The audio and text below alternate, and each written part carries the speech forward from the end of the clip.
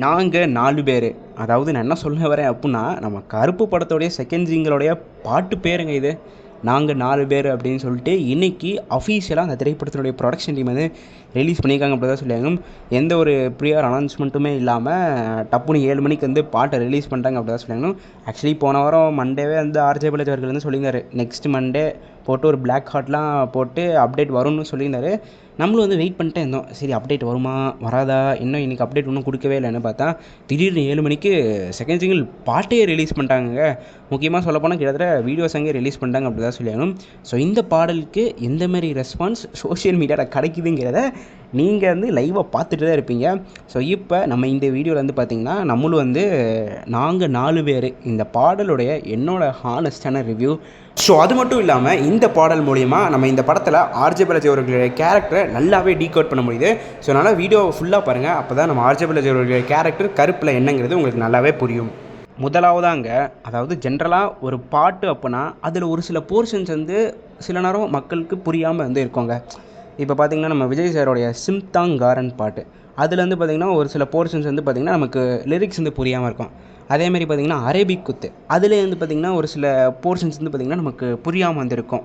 So ஜென்ரலாக வந்து பார்த்திங்கன்னா பாடலில் ஒரு சில போர்ஷன்ஸ் வந்து புரியாமல் இருக்கிறதுக்கான அதிக வாய்ப்புகள் வந்து இருக்குது.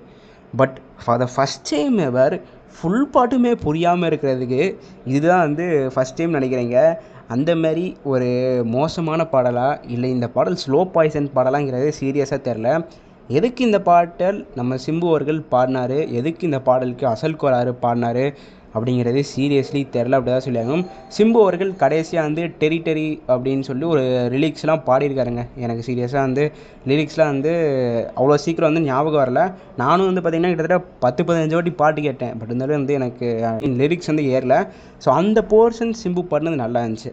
நாங்கள் 4 பேர் எங்களுக்கு பயம் கிடையாது. என்னங்க பாட்டு இது? எனக்கு சீரியஸாக புரியல. இது எலிவேஷன் சாங்கா இல்லை காமெடி ட்ராக்கா இல்லை சும்மா வந்து நீங்கள் படத்தில் அப்பப்போ பேக்ரவுண்டில் போடுறதுக்காண்டி இந்த பாட்டு மேக் பண்ணியிருக்காங்கங்கிறது சீரியஸி தெரில. ஸோ இந்த பாட்டில் வந்து பார்த்திங்கன்னா ஃபுல் அண்ட் ஃபுல் நம்ம ஆர்ஜே பாலாஜி அவர்களுடைய ஸ்க்ரீன் ப்ரெசன்ஸ் மட்டும் தான் இருக்குது. சூர்யா அவர்களோட ஸ்க்ரீன் ப்ரெசன்ஸ் வந்து கிடையாது. ஸோ எனக்கு தெரிஞ்சு நம்ம ஆர்ஜே பாலாஜி அவர்களுடைய இன்ட்ரோ சாங்காக வந்து இருக்கிறதுக்கான வாய்ப்பு இருக்குது. பட் என்னதான் ஒரு சைடு வந்து நம்ம இந்த பாடலை ட்ரோல் பண்ணாலுமே வந்து சொல்ல முடியாது. நம்ம சாய் அபியங்கர் அவர்கள் அவர் வந்து ஒரு ஸ்லோ பாய்சன் மாதிரிங்க. அவரும் கிட்டத்தட்ட பார்த்திங்கன்னா அனிருத் ஷேடில் வராரு. ஸ்டார்டிங்கில் கேட்க ஒரு மாதிரி நல்லா இருக்காது அப்படின்னு சொல்லிட்டு இருப்போம். கொஞ்சம் நாள் கழித்து பார்த்திங்கன்னா நல்லா தானே இருக்குது, ஆனால் நல்லா இருக்குங்க அந்த மாதிரி வந்து மாறிடும். ஸோ அதனால் பார்த்திங்கன்னா என்ன தான் நம்ம இப்போ போட்டு இந்த பாட்டு அடித்தாலுமே ஃப்யூச்சரில் இந்த பாட்டு ட்ரெண்டிங் ஆகிறதுக்கான அதிக வாய்ப்புகள் வந்து இருக்குது. ப்ளஸ் அது மட்டும் இல்லாமல் இந்த பாடல் மூலயமா ஆடியன்ஸ் எல்லோரும் புரிஞ்சிக்க வேண்டிய விஷயம் வந்து என்னென்னா, நம்ம ஆர்ஜே பாலாஜி அவர்கள் வந்து இந்த திரைப்படத்தில் வில்லனாக நடிக்க போகிறாருங்கிறத அஃபீஷியலாக சொல்லிட்டாங்க. நம்ம சூர்யா அவர்கள் வந்து பார்த்திங்கன்னா ட்விட்டர் பேஜில் வந்து சொல்லிட்டாரு, devil advocate introducing baby Kannan அப்படி சொல்லி ஆர்ஜே பாலாஜி அவர்கள் வந்து இன்ட்ரடியூஸ் பண்ணியிருக்காரு. ப்ளஸ் டெவில் அட்வொகேட்னு சொல்கிறாங்க. ப்ளஸ் வந்து பார்த்திங்கன்னா ஒரு ஃபன்னியான சாங்காக இருக்குது. ஸோ எனக்கு தெரிஞ்சு வந்து பார்த்திங்கன்னா ஒரு ஹியூமரஸ் ஒரு காமெடி வில்லனாக காட்ட போகிறாங்க அப்படி தான் நினைக்கிறேன். ஸோ கொஞ்சம் இந்த நம்ம ஆர்ஜே பாலாஜி அவர்களுடைய ரைட்டிங்ஸ் கொஞ்சம் நல்லா இருந்தால் மட்டுமே போதும். இந்த கேரக்டர் வந்து நல்ல ஆடியன்ஸுக்கு ரீச் ஆகிறதுக்கான அதிக வாய்ப்புகள் இருக்குது அப்படி தான் சொல்லியாகணும். ஏன் சொல்கிறேன் அப்படின்னா, கடைசியாக வந்து பார்த்திங்கன்னா நம்ம வந்து ஒரு ஹியூமரஸாக ஒரு காமெடியாக ஒரு வில்லனை பார்த்தது வந்து பார்த்திங்கன்னா 400 ரவுடியில் தான். அதுக்கப்புறம் வந்து பார்த்திங்கன்னா அதே ஷேடில் நிறையா படத்தில் வந்து பார்த்திங்கன்னா கேரக்டர்ஸ் வந்து எழுதுனாங்க. பட் அது அன்சக்ஸஸ்ஃபுல்லாக தான் போயிருக்கு. பட் அப்பார்ட் ஃப்ரம் தட் இப்போ திரும்பவும் வந்து பார்த்திங்கன்னா அதே கல்ச்சர் ஆஃப் வில்லனிசம் வந்து கொண்டு வராங்க. நம்ம ஆர்ஜே பாலாஜி அவர்கள் வந்து பார்த்திங்கன்னா ஸ்லைட்லி வந்து பார்த்திங்கன்னா ஹியூமரஸாக கொஞ்சம் காமெடியாக ஒரு வில்லன் கேரக்டர் வந்து கொண்டு வர போகிறாங்கங்கிறத இந்த சாங் மூலயமா நம்மளால் புரிஞ்சிக்க முடியுது. பட் எனக்கு இருக்கிற ஒரே ஒரு கேள்வி வந்து என்னன்னாங்க, எதுக்கு இந்த பாட்டை சிம்பு பாடினார், எதுக்கு இந்த பாட்டை அசல் கோளாறு பாடினார், அது மட்டும்தாங்க எனக்கு கேள்வி. சரி ஓகேங்க, சிம்பு பாடினது கூட ஓகேங்க விட்டுருங்க. கடைசியில் ஒரு சில லிரிக்ஸ் எல்லாமே சூப்பராக தான் இருந்துச்சு, ஓகே. அசல் கோளாறு எங்கெங்க பாடினார்? எனக்கு அவர் பாடினதே கேட்கலங்க. ஃபுல்லாக பீட்டு சவுண்டு மட்டும் தாங்க கேட்டுச்சு. ஆக்சுவலி நீங்கள் நல்லா நோட்டீஸ் பண்ணி பார்த்தீங்கன்னா first single God Mode release ஆனப்போ நல்ல ரெஸ்பான்ஸே கிடைக்கல. ஃபுல்லாக அதிகமாக பீட் சவுண்டே கேட்டுருந்துச்சு. என்ன பாடுறாங்கிறது சரியாக கேட்காதனால திரும்ப நம்ம சாய் அபியங்கர் அவர்கள் வந்து பாட்டில் வந்து பீட் சவுண்ட் கம்மி பண்ணிட்டு லிரிக்ஸோட சவுண்ட் வந்து கூட்டினார். ஐ மீன் வோக்கல் வந்து கூட்டினார். கூட்டின பிறகு காட் மோடுக்கு வந்து ஒரு நல்ல ரெஸ்பான்ஸ் வந்து கிடச்சி. ஸோ திரும்பவும் வந்து செகண்ட் சிங்கில் ஏதாவது சேஞ்சஸ் பண்ணுவாங்களாங்கிறத பொறுத்திருந்து பார்க்கலாம். பட் சீரியஸாக சொல்கிறேங்க, அசல் கோலார் அவர்கள் என்ன பாடியிருக்காரு, அவர் பாடினாரா இல்லையான்னு கூட எனக்கு தெரியல. ஸ்டார்டிங்கில் அவரோட பேரை வந்து கிரெடிட்ஸில் பார்த்தேன், அதுக்கப்புறம் வந்து அவருடைய வாய்ஸை நான் கேட்கவே இல்லை, அப்படி தான் சொல்லணும். ஸ்டார்டிங்கில் சிம்பு அவர்கள் வந்து பாடுறது மட்டும்தாங்க எனக்கு கேட்குது. நாங்கள் 4 பேர் எங்களுக்கு பயம் கிடையாது, கடைசியில் டெரி ரெட்டு கார்டு அப்படி ஏதோ பாடி முடிச்சிடறாரு இந்த பாட்டை. அதாவதுங்க, இந்த சாங் ரிலீஸ் ஆகிறதுக்கு முன்னாடி கருப்பு படத்துக்கு எங்கேயோ ஹைப் வந்து இருந்துச்சு.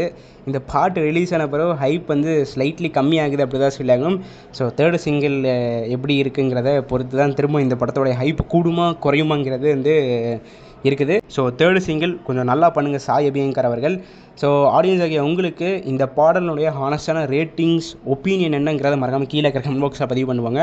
ஸோ இந்த பாட்டுக்கு நான் அவுட் ஆஃப் 10 வந்து பார்த்திங்கன்னா 5 வந்து கொடுக்குறேன். ஏன்னா நம்ம சாய் அபியங்கர் அவர்களை நம்பவே முடியாது. அவர் வந்து பார்த்திங்கன்னா ஒரு ஸ்லோ பாய்சன். திடீர்னு வந்து ஒரு மாதம் கழிச்சு இந்த பாட்டு வந்து முழு சோஷியல் மீடியாவை ட்ரெண்டிங் வர்றது கூட நிறைய வாய்ப்புகள் வந்து இருக்குது. ஏன்னா நம்ம ஆட்கள் போட்டு ட்ரெண்ட் ஆக்குறது கூட நிறைய வாய்ப்புகள் வந்து இருக்குது. ஸோ சொல்ல முடியாது. பட் இப்போ வந்து ஃபஸ்ட் இம்ப்ரெஷனில் வந்து பார்த்திங்கன்னா எனக்கு வந்து பர்சனலாக பாட்டு பிடிக்கல. எனக்குன்னு இல்லை, சோஷியல் மீடியாவில் பாதி பேருக்கு பாட்டு வந்து பிடிக்கல.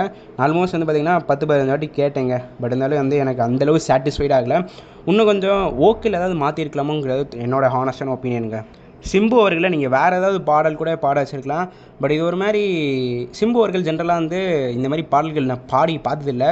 இவர் அசல் கோளாறு சாய் அபியங்கரோட காம்பினேஷன் கொஞ்சம் வித்தியாசமாக போயிருக்கு, அப்படி தான் சொல்லியாகணும். ஸோ இந்த பாட்டுக்கு நான் அவுட் ஆஃப் 10 5 வந்து கொடுப்பேன். நீங்கள் எவ்வளோ ரேட்டிங் கொடுப்பீங்க மறக்காமல் கீழே இருக்கிற கமெண்ட் பாக்ஸில் பதிவு பண்ணிட்டு போங்க. ஸோ அதேமாதிரி நண்பர்களே, நீங்கள் வந்து இப்போ இந்த வாய்ஸை கேட்டுட்டீங்க அப்படின்னா இந்த வீடியோ நீங்கள் ஃபுல்லாக பார்த்துருக்கீங்க அர்த்தம்.